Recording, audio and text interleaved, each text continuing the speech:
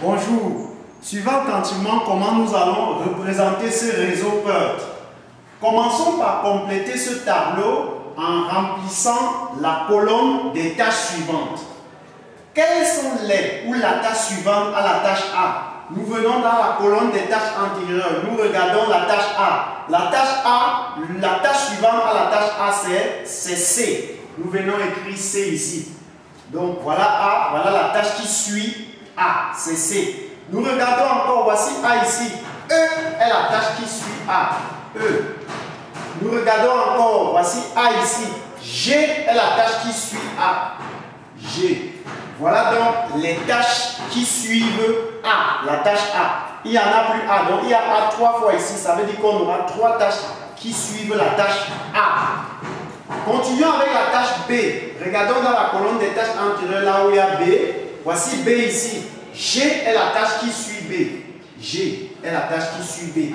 Il n'y en a plus B, ça veut dire que G est la seule tâche qui suit B. Ensuite C. Voici C ici. D est la tâche qui suit C. D est la tâche qui suit C. Voici encore C ici dans la colonne des tâches antérieures. Ça veut dire F est la tâche, une autre tâche qui suit C. Il n'y en a plus C, ça veut dire que D et F sont les deux tâches qui suivent la tâche C. On passe à la tâche D. On regarde dans la colonne des tâches antérieures là où il y a D. Voici D ici. I est la tâche qui suit D. Il y en a D une seule fois ici. Donc ça veut dire que I est la seule tâche qui suit D. On passe à la tâche E. On regarde là, voici E ici. F est la tâche qui suit E. F est la tâche qui suit E. Parce qu'on a E une seule fois ici. Donc F est la tâche qui suit E. On n'en a plus E ici. On passe à la tâche F. On regarde là où il y a F. Voici F ici. I est la tâche qui suit F. On a un seul F ici. Donc on a une seule tâche qui est F ici. Donc I est la seule tâche qui suit F. On passe à G. On regarde là où il y a G ici. Voici G ici. H est la tâche qui suit G. Donc H est la tâche qui suit G. On a G une seule fois ici. Donc H est la seule tâche qui suit la tâche G. On passe à la tâche H. On regarde là où il y a H ici. Il n'y en a pas H. Ça veut dire que H n'a pas de tâche suivante. Rien ne suit H. Donc H n'a pas de tâche suivante. On passe à I. On regarde là où il y a I ici. Il n'y en a pas I ici. Ça veut dire que I n'a pas de tâche suivante. Voilà donc comment remplir les tâches suivantes. Nous allons donc passer au niveau des tâches. Il s'agit d'un projet prévu pour 32 jours. On va optimiser cela à l'aide du réseau PERT. Nous allons passer, je disais, au niveau des tâches. Mais avant cela, je vous invite, pour ceux-là qui ne sont pas encore abonnés, à vous abonner à cette chaîne en cliquant juste en dessous sur s'abonner en couleur rouge. Et pour ceux qui sont déjà abonnés, je vous invite à partager davantage cette vidéo, à liker et à laisser un commentaire. Comment trouver les niveaux des tâches? Je rappelle que le niveau de tâches est constitué des tâches n'ayant pas de tâches antérieures. Commençons par le niveau 1. Le niveau 1 sera constitué de quoi? Nous regardons quelles sont les tâches ici qui n'ont pas de tâches antérieures. Nous avons la tâche A qui n'a pas de tâches antérieures. Elle fait partie du niveau 1. La tâche B qui n'a pas de tâches antérieures. Elle fait également partie du niveau 1. Voilà les deux tâches qui n'ont pas de tâches antérieures. Ces deux tâches-là font partie du niveau 1. Comment faire pour trouver les tâches du niveau 2? Nous allons utiliser les tâches du niveau 1 pour trouver les tâches du niveau 2. Nous allons venir dans la colonne des tâches antérieures où nous allons barrer toutes les tâches du niveau 1, à savoir A et B. Voici A ici, je barre. Voici A ici, je barre. Voici A également ici, je barre. Je barre également B. Je regarde dans la colonne des tâches antérieures toujours. Voici B ici, je barre. Je regarde encore, il n'y en a plus B. Donc, j'ai barré toutes les tâches du niveau 1. Alors, les tâches qui n'ont pas de tâches antérieures après avoir barré les tâches du niveau 1 font partie du niveau 2. Nous avons par exemple la tâche C qui n'a pas de tâches antérieures après avoir barré A. Ça veut dire que C fait partie du niveau 2. J'ai barré également A ici, il n'y a plus les tâches ici.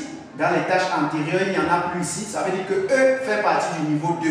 J'ai barré A ici et B ici, il n'y en a plus de tâches antérieures ici. Ça veut dire que G fait partie du niveau 2.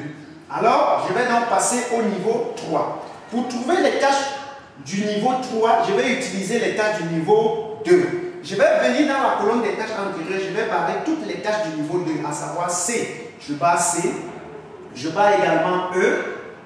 je barre G, je regarde, il y a encore C ici, je barre, donc je barre tous les C, voici les deux C, je barre tous les E, voici un seul E, et je barre G, voici un seul G.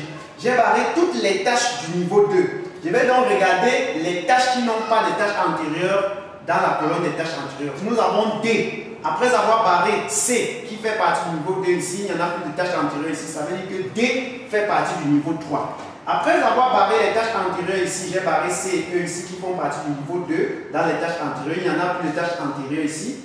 Il n'y en a plus de tâches antérieures ici. Ça veut dire que F fait partie du niveau 3. J'ai barré les tâches du niveau 2 ici. Dans la colonne des tâches antérieures, il n'y en a plus de tâches antérieures. Ça veut dire que H fait partie du niveau 3. Voilà donc les tâches du niveau 3. Maintenant, nous passons au niveau 4. Pour trouver les tâches du niveau 4, je vais utiliser les tâches du niveau 3. Je vais venir dans la colonne des tâches antérieures. Je vais barrer toutes les tâches du niveau 3, à savoir D. Je regarde là où il y a D. Voici D ici, je barre. Je regarde là où il y a F. Voici F ici, je barre. Il n'y en a plus F. Je regarde là où il y a H. Il n'y en a pas H. Donc, j'ai barré les tâches du niveau 3 seulement ici, D et F. Il n'y en a plus de tâches antérieures, ça veut donc dire que I est la seule tâche qui fait partie du niveau 4. Et puis, après cela, il faut vérifier. On compte 1, 2, 3, 4, 5, 6, 7, 8, 9 tâches.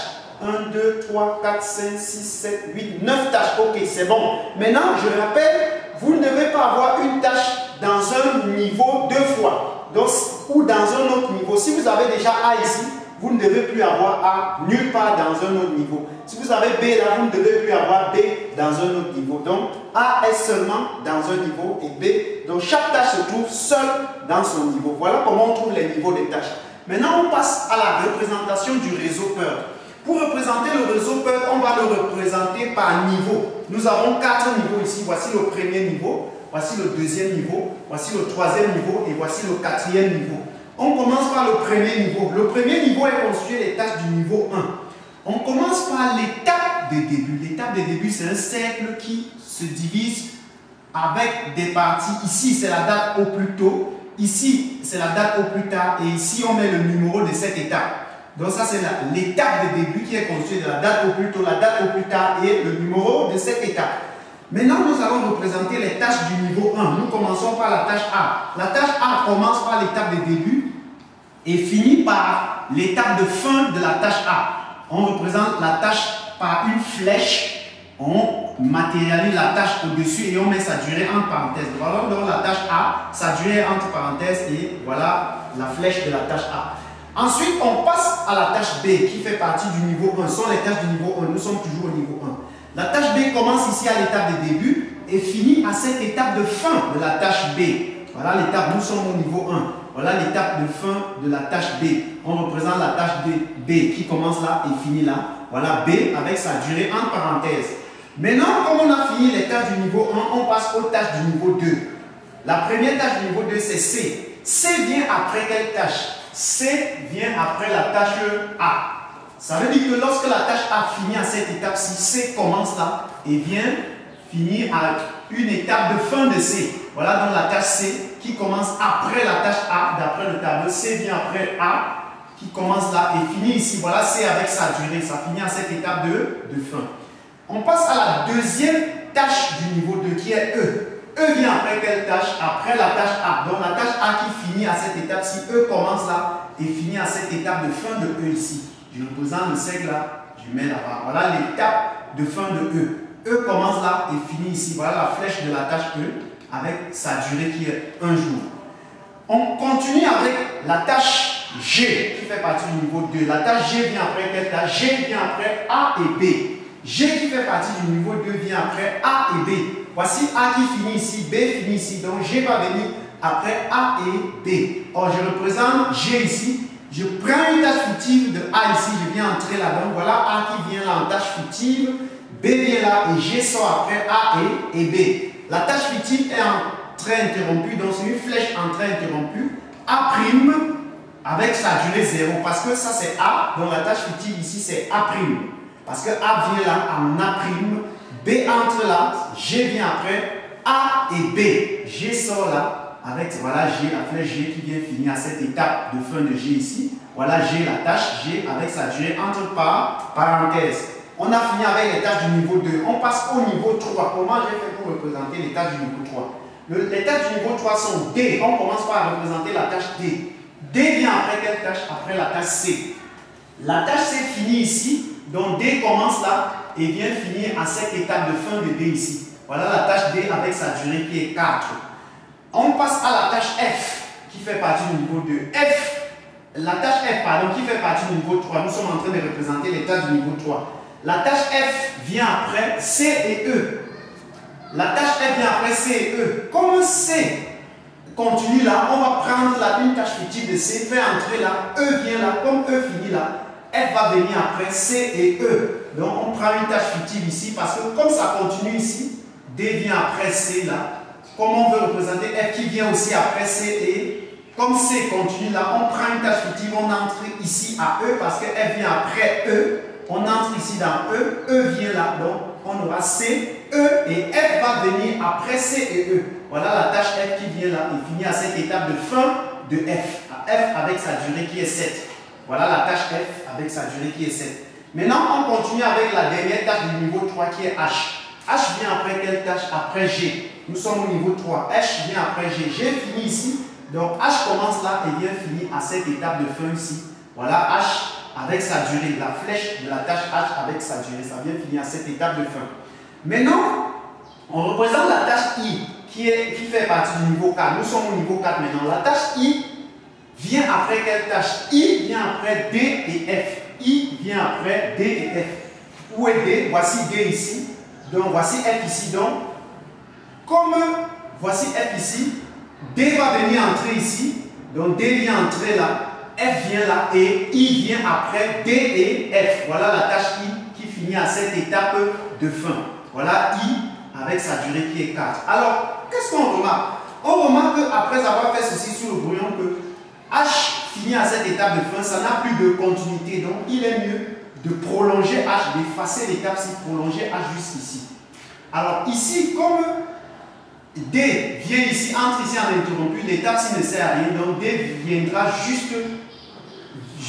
entrer ici. Parce que ça ne sert à rien. On ne continue pas avec les traits interrompus. Une tâche ne continue jamais avec les traits interrompus après une étape. Donc, lorsque ça continue, comme ici, quand ça continue ici, ça c'est une tâche critique.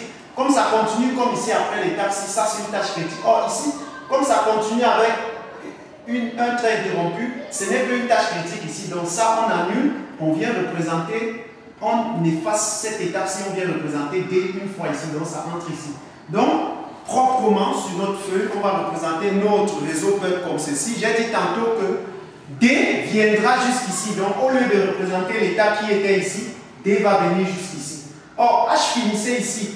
Comme ça ne continue plus, on va prolonger jusqu'à la fin. Donc, voilà notre réseau PEUT. On a l'étape de début. On a la tâche A qui vient là, la tâche B qui vient là, la tâche fictive de A, c'est-à-dire A' qui a durée 0.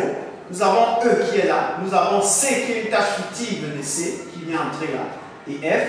Nous avons la tâche D que je disais tantôt qui ne continue pas après son étape par un trait interrompu.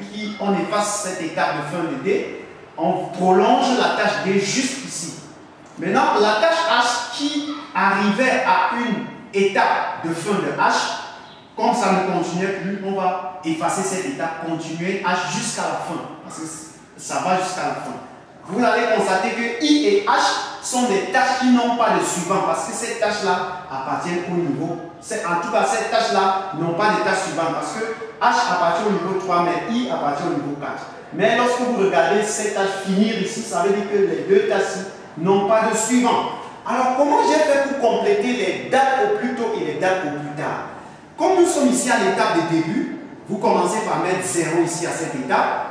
On numérose même d'abord les étapes. On a 1, on a 2, on a 3, on a 4, on a 5, on a 6, on a 7, on a 8. Ça, c'est le numéro des tâches, des étapes. On numérose donc ces étapes-là. 1, 2, 3, 4, 5, 6, 7, 8. Maintenant, à l'étape de début, on met 0 là. Comme il y a une seule flèche qui arrive ici, on fait 0 plus 6, ça fait 6. Comme il y a deux flèches qui arrivent ici, on a la flèche ici, la tâche fictive ici et ceci. On aura deux propositions. On aura 6 plus 0. 6 plus 0, ça fait 6. Et on a 0 plus 2, ça fait 2. Entre 6 et 2, on prend la plus grande valeur, 6, parce qu'on est en train de remplir les dates au plus tôt. Maintenant, ici, on a une seule flèche qui arrive ici, donc on aura 6 plus 2, ça fait 8. Ici, on a une seule flèche qui arrive ici, on aura 6 plus 3, ça fait 9, on met là. Mais ici, on a deux flèches qui arrivent ici. On a la tâche fictive C' et on a E qui arrive là. Donc, on aura deux propositions. On aura 9 plus 0, ça fait 9. Et 6 plus 1, ça fait 7. Entre 9 et 7, on prend la plus grande valeur, c'est 9. Parce qu'on est en train de remplir les dates au plus tôt. Maintenant, ici, on a deux flèches qui arrivent ici également. Donc, on aura deux propositions. On a 9 plus 4, ça fait 13. Et on a 9 plus 7, ça fait 16. Entre 16 et 13, on prend 16, la plus grande valeur. Parce qu'on est en train de remplir les dates au plus tôt. Alors, ici, on a deux flèches également qui arrivent. Ici, on aura deux propositions. On aura 16 plus 4, ça fait 20. Et on a 8 plus 3, ça fait 11. Entre 20 et 11, on prend la plus grande valeur qui est 20. Parce que 16 plus 4 donne 20. On prend la plus grande valeur qui est 20. On remet les 20 là ici, sur la date au plus tard. Pour remplir donc les dates au plus tard des autres étapes, qu'est-ce qu'on fait? On a une seule flèche qui sort ici, donc on aura 20 moins 4, ça donne 16. Donc on fait moins maintenant. 20 moins 4, ça donne 16. On a une seule flèche qui sort ici, on aura 20 moins 3, ça fait 17. Ici, on a une seule flèche qui sort ici, on aura 16 moins 10, moins 7, ça donne 9. Parce qu'il y a une seule flèche qui sort ici, on a 16 moins 7, 9. Ici, on a deux flèches qui sortent ici. Deux flèches sortent là. Donc, on aura deux propositions. On a 16 moins 4, ça donne 12. Et 9 moins 0, ça donne 9. Entre 12 et 9, on prend la plus petite valeur, à savoir 9, parce qu'on est en train de remplir les dates au plus tard. Maintenant, ici, on a deux flèches qui sortent ici. Donc, on aura 9 moins 1, 8. Et 9 moins 3, 6. Entre 6 et 8, on a trois propositions parce qu'il y a encore ceci. On a trois flèches qui sortent ici. 1, 2, 3. Donc, on remplit d'abord ceci. Ici, on a une seule flèche qui sort là. Donc, 17 moins 2, ça donne 15. On met ça, on met ici parce qu'on a une seule flèche qui sort ici. Ici, on a trois propositions. On a une flèche qui sort là, deux flèches, trois flèches. Donc, trois flèches qui sortent ici. On a 15 moins 0, ça donne 15. On a 9 moins 1, ça donne 8. On a 9 moins 3, ça donne 6. Entre 6, 8 et 15, on prend 6, la plus petite valeur. Parce qu'on est en train de remplir les dates au plus tard. Maintenant, ici, on a deux flèches également. On a 15 moins 2, 13. 6 moins 6, 0. Entre 0 et 13, on prend la plus petite valeur qui est 0. Alors, on va identifier les étapes critiques. Les étapes critiques ont les mêmes dates. Donc, 0, 0, même date. Ça, c'est une étape critique. 6, 6, ça, c'est une étape critique. 9, 9, ça, c'est une étape critique. 9, 9, on a une étape critique encore ici. 16, 16, une étape critique. 20, 20, une étape critique. Alors, les tâches qui passent par ces étapes critiques sont appelées les tâches critiques. Donc, pour quitter ici ou ici, on passe par A. A est une tâche critique. Pour quitter ici ou ici, on passe par C. C est une tâche critique. Pour quitter d'ici à ici, on passe également par C'. C'est toujours C. C est une tâche critique. Donc, pour quitter d'ici à ici, on passe par F. F est une tâche critique. Pour quitter ici ou ici, on passe par I. I est une tâche critique. Alors, le chemin critique est le chemin qui passe par ces tâches critiques. Voilà, le chemin critique, c'est le chemin qui passe par ces tâches critiques. Donc, le chemin critique, c'est A, C, F et I. Voilà donc le chemin critique. Comment trouver la durée du chemin critique? On va additionner les durées de chaque tâche critique. La durée de A, c'est 6. La durée de C, c'est 3. La durée de F, c'est 7. La durée de I, c'est 4. La somme donc des durées des tâches critiques ici nous donne 20 jours. Alors notre projet qui était prévu pour 32 jours, on peut le réaliser en 20 jours minimum. Donc 20 jours c'est le minimum de jours qu'on peut utiliser pour réaliser notre projet. C'est la durée critique pour réaliser notre projet qui était prévu pour 32 jours. Alors comment calculer les marges? Nous allons calculer les marges de chaque tâche. Commençons par la tâche A. Quelle est la marge totale de la tâche A? On fait 6 moins 6 moins 0. 6 moins 6 moins 0, c'est 0. La marge libre de la tâche A, c'est 6 moins 6 moins 0. Ça fait 0. Passons à la tâche B. La marge totale de la tâche B, c'est 15 moins 2 moins 0. 15 moins 2 moins 0, c'est 13. La marge libre de la tâche B, c'est 6 moins 2 moins 0. 6 moins 2 moins 0, ça fait 4. La tâche C, la marge totale de la tâche C, c'est 9 moins 3 moins 6. 9 moins 3 moins 6, c'est 0. La marge libre de la tâche C, c'est 9 moins 3 moins 6. 9 moins 3 moins 6, c'est également 0. Passons à la tâche D. La marge totale de la tâche D, la tâche D, la voici, c'est 16 moins 4 moins 9. 16 moins 4 moins 9, ça fait 3. La marge libre de la tâche D, c'est 16 moins 4 moins 9, ça fait également 3. La marge totale de la tâche E, c'est 9 moins 1 moins 6. 9 moins 1 moins 6, ça fait 2. La marge libre de la tâche E, c'est 9 moins 1 moins 6. 9 moins 1 moins 6, ça fait également 2. Passons à la tâche F. La marge totale de la tâche F, c'est 16 moins 7 moins 9. 16 moins 7 moins 9, ça fait 0. La marge libre de la tâche F, c'est 16 moins 7 moins 9. 16 moins 7 moins 9, ça fait également 0. Passons à la tâche G. La marge totale de la tâche G, elle est où? Là, voici. La marge totale de la tâche G ici, c'est 17 moins 2 moins 6. 17 moins 2 moins 6, ça fait 9. La marge libre de la tâche G, c'est 8 moins 2 moins 6. 8 moins 2 moins 6, ça fait 0. Passons à la tâche H. La marge totale de la tâche H, c'est 20 moins 3 moins 8. 20 moins 3 moins 8, ça fait 9. La marge libre de la tâche H, c'est 20 moins 3 moins 8. 20 moins 3 moins 8, ça fait également 9. Finissons avec la tâche I. La marge totale de la tâche I, c'est 20 moins 4 moins 16. Pardon, non, c'est la marge totale de la tâche I, c'est 20 moins 4 moins 16. 20 moins 4 moins 16, c'est 0. La marge libre de la tâche I, c'est 20 moins 4 moins 16. 20 moins 4 moins 16, c'est 0. Nous remarquons, après avoir calculé les marges de chaque tâche, que les tâches qui ont les deux marges nulles sont des tâches critiques. Par exemple, A, 0, 0. A est une tâche critique. B, ce n'est pas une tâche critique. C, 0, 0, c'est une tâche critique. D, ce n'est pas une tâche critique. E, ce n'est pas une tâche critique. F, 0, 0. F est une tâche critique. G, on a 0 ici, mais on n'a pas 0 ici. Ça veut dire que G n'est pas une tâche critique. H, ce n'est plus une tâche critique. I, c'est une tâche critique parce qu'on a 0, 0. Donc les marges nulles, c'est-à-dire marge totale nulle et marge libre nulle, sont des tâches critiques. Nous avons A, C, F et I. Voilà ces tâches critiques-là. Donc à partir du calcul des marges, on peut donc trouver les tâches critiques. Je vous remercie et à la prochaine vidéo.